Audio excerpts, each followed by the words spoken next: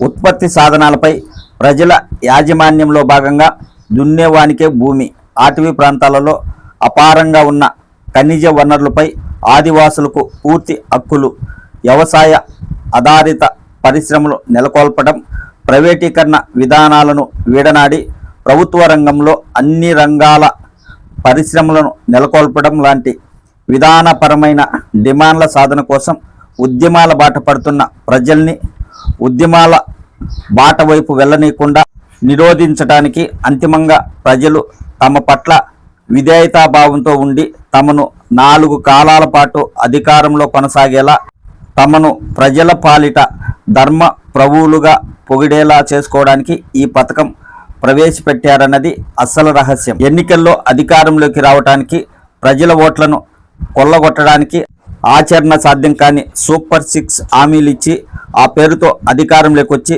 తర్వాత ఆ హామీలను నెరవేర్చడంలో తమ ప్రభుత్వ వైఫల్యాలను కప్పిపుచ్చుకోవడానికి చంద్రబాబు ప్రభుత్వం ప్రజలపై విసురుతున్న P4 లాంటి మాయా పథకాలను నమ్మవద్దు.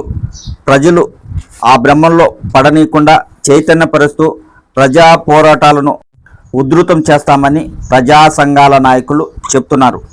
P4 పథకంపై CPI నాయకులు చెప్తున్న మాట ఇది.